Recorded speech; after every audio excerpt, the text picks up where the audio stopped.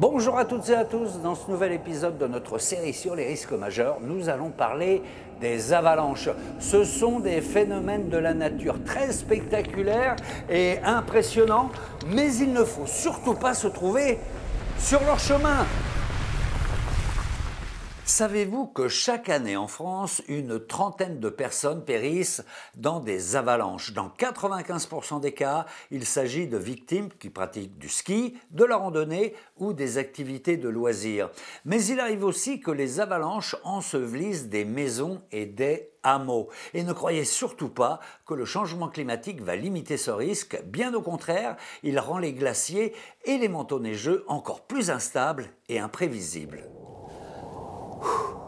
Alors comment se forment ces monstres des montagnes et surtout comment s'en protéger? C'est parti! Une avalanche, c'est d'abord un phénomène physique et naturel. Sur une pente, une masse de neige subit deux types de forces. D'un côté, il y a la force de traction. Elle est due à la gravité qui l'attire vers le bas.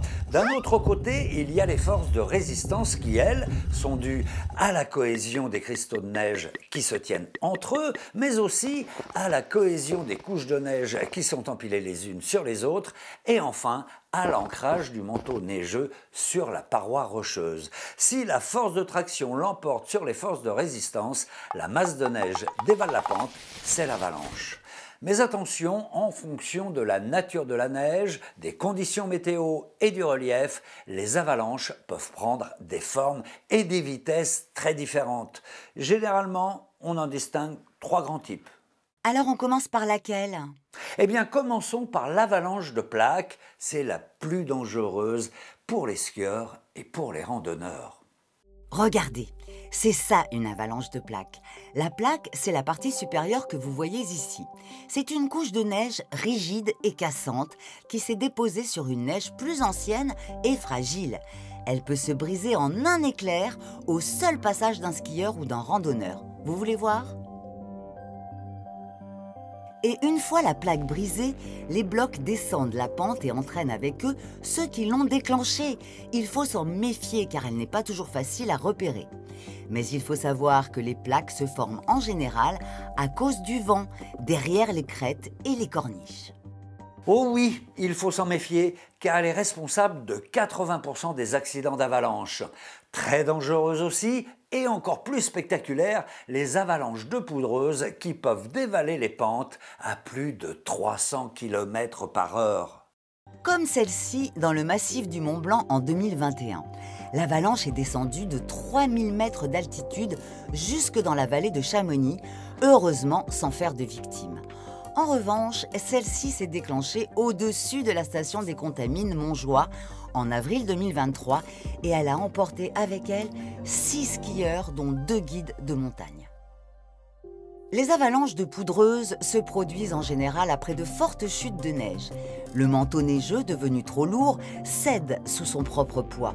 L'air se mélange à la neige pour former un gigantesque nuage que rien n'arrête.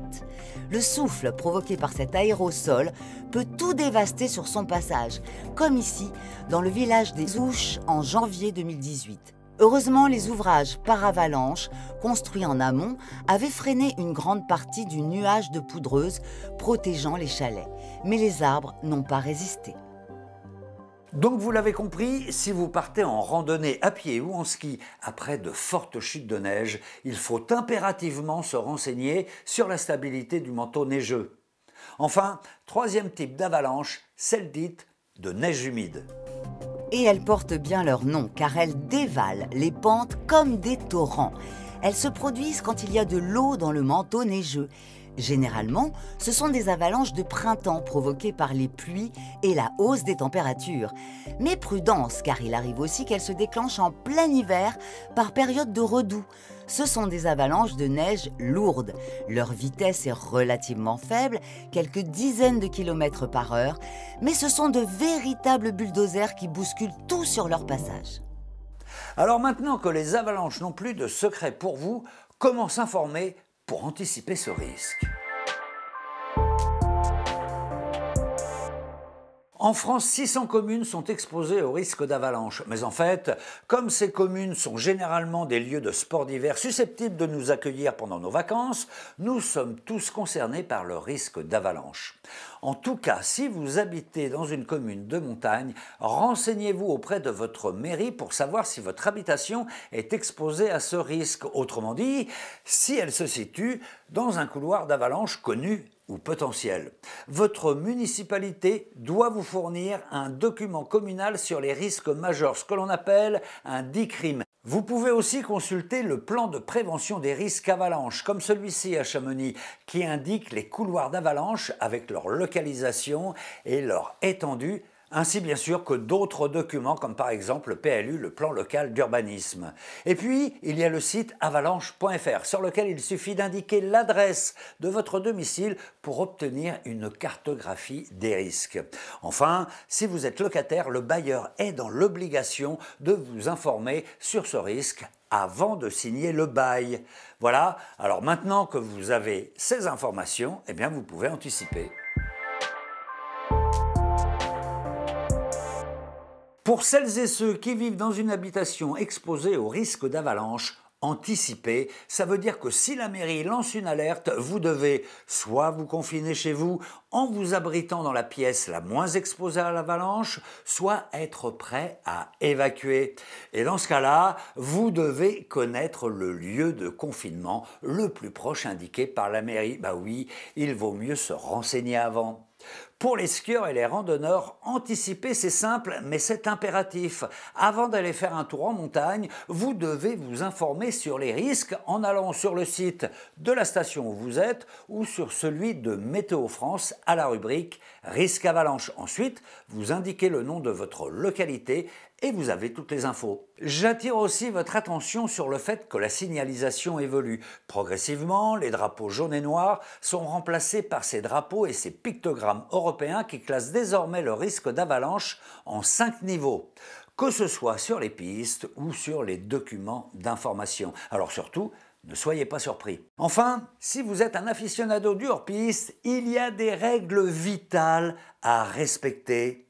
Pas vrai la petite voix ? Oh oui, voici quelques conseils. Déjà, vous ne partez jamais seul. Ce n'est pas prudent, même si c'est beau la montagne en solitaire. Toujours en groupe et n'oubliez pas d'informer vos proches sur votre itinéraire et votre heure de retour. Quand vous traversez une zone à risque, c'est un par un éloignez les uns des autres pour éviter une surcharge sur la plaque de neige et vous avancez doucement en évitant les virages brusques. Dans votre sac à dos, vous emportez aussi une pelle et une sonde. Ça peut servir quand les choses tournent mal. Et puis surtout un détecteur de victimes d'avalanche. Ce sont des petits émetteurs-récepteurs qui sont vitaux pour retrouver rapidement un skieur piégé dans l'avalanche. Je vous le garantis, vous ne le regretterez pas. Évidemment, vous partez toujours avec un téléphone chargé. En cas de problème, il y a un numéro unique à appeler, c'est le 112. Et puis pour faire du hors-piste, il est vraiment préférable de partir avec un guide ou un moniteur spécialisé. Maintenant, quels sont les bons réflexes si vous êtes surpris par une avalanche? Eh bien, tout dépend de l'endroit où vous êtes. Si vous êtes tranquillement installé dans votre maison, dans votre chalet, vous n'évacuez que sur ordre des autorités. Vous vous tenez informé par la radio et vous évitez de téléphoner pour laisser les secours utiliser les réseaux. Et si je suis en randonnée en pleine montagne? Ah là, ça se complique. J'arrive. N'essayez pas d'aller plus vite que l'avalanche, c'est impossible. Il faut partir latéralement pour sortir du couloir d'avalanche, justement. Essayez d'attraper un obstacle, une grosse pierre, un arbre, pour éviter d'être emporté et protéger vos voies respiratoires, le nez, la bouche, avec vos mains ou avec un vêtement pour éviter que la neige n'entre dans vos poumons. C'est bien gentil tout ça, mais si l'avalanche me rattrape et m'ensevelit, qu'est-ce que je peux faire? Tu essaies de créer un peu d'espace autour de toi pour respirer et tu économises ton air. C'est pas évident, je sais, mais tu ne hurles pas en permanence. Tu fais juste des cris aigus et courts. Et c'est pour ça d'ailleurs qu'il faut toujours avoir avec soi un sifflet. Et puis, tu essaies aussi de creuser en direction de la lumière. Et surtout, il ne faut pas s'endormir. Bon, tu veux bien me sortir de là? Allez, t'es libre. Ah bah ça va mieux comme ça, hein. Merci la petite voix. Quelle émotion! Un petit Génépi des Alpes, on l'a pas volé. Ok, mais avec modération. Je te propose pas de glace. Non, non, ça ira, je te remercie. Je m'en doutais un peu. Vous pouvez retrouver toutes les informations de prévention et les bons réflexes à avoir sur les sites qui s'affichent actuellement. Quant à moi, eh bien, je vous dis à très bientôt pour la suite de cette série sur la prévention des risques majeurs. À la vôtre!